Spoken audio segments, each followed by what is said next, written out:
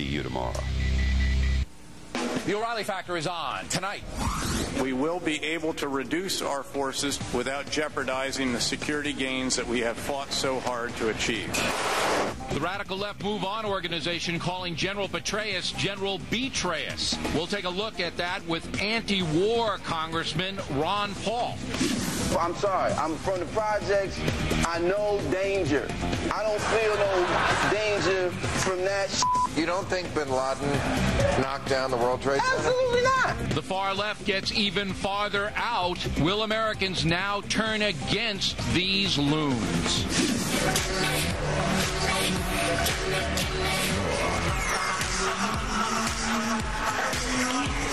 And has American culture hit rock bottom? The evidence says yes. Caution. You are about to enter the no-spin zone. The Factor begins right now.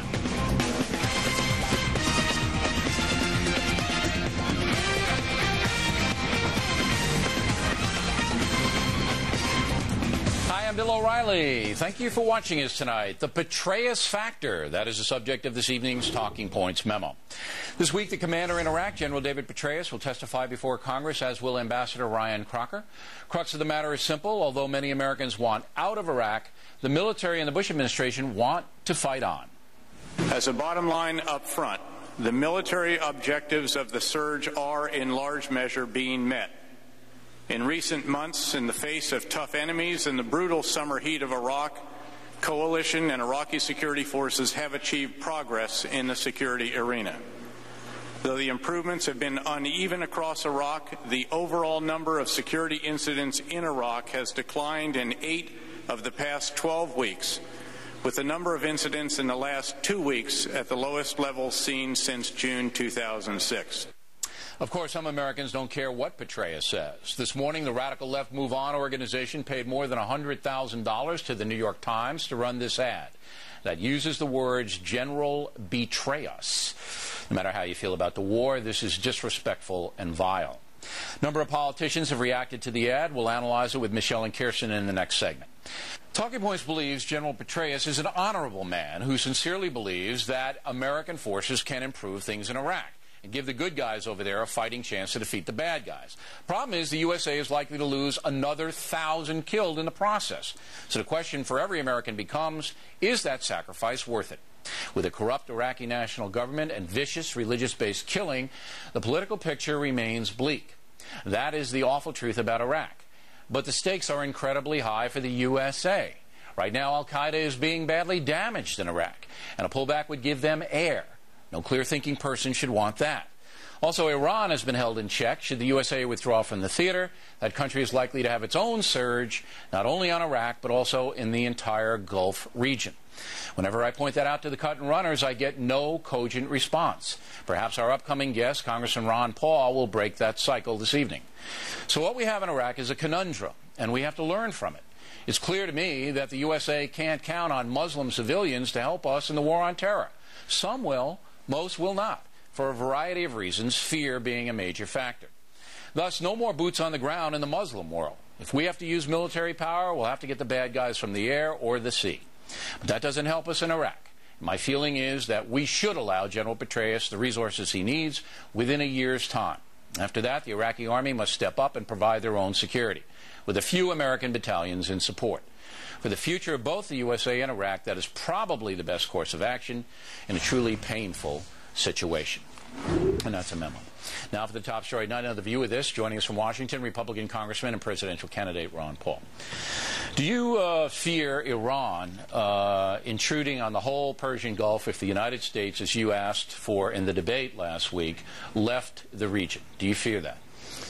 Well, I fear that they might want to do that, but I think our policy is leading to that.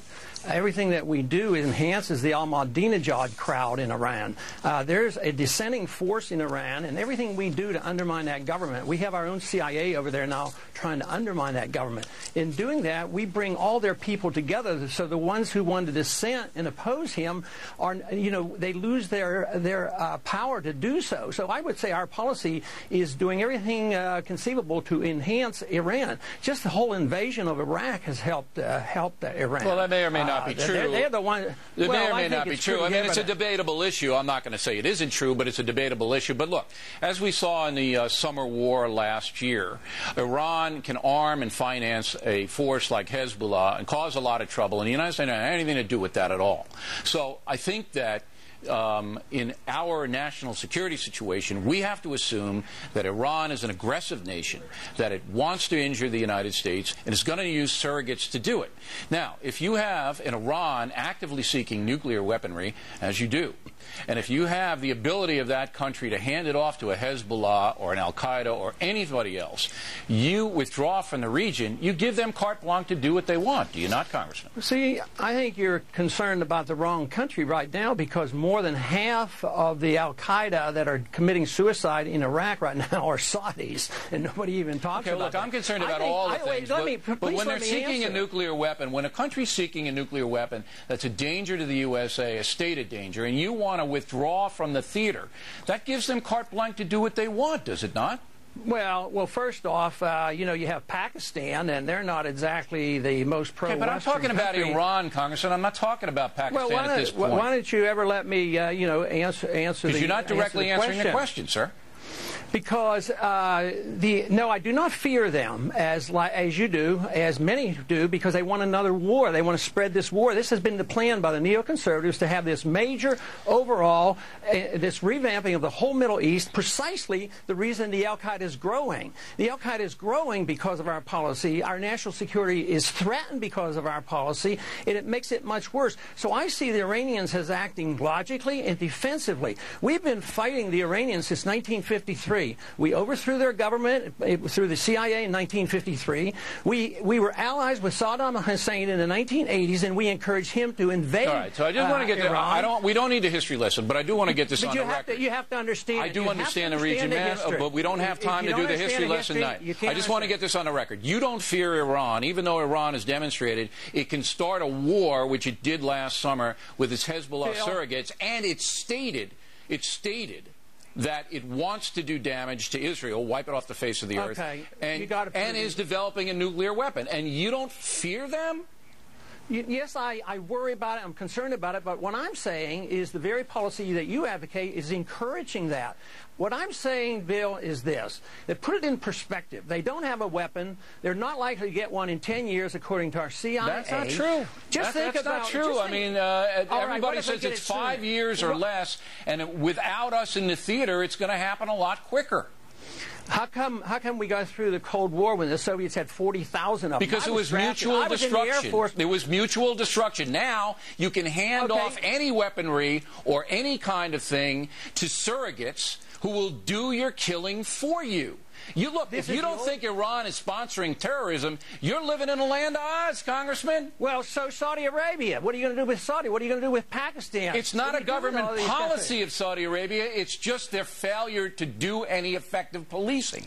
It's policy in Iran to wipe out Israel, to attack USA.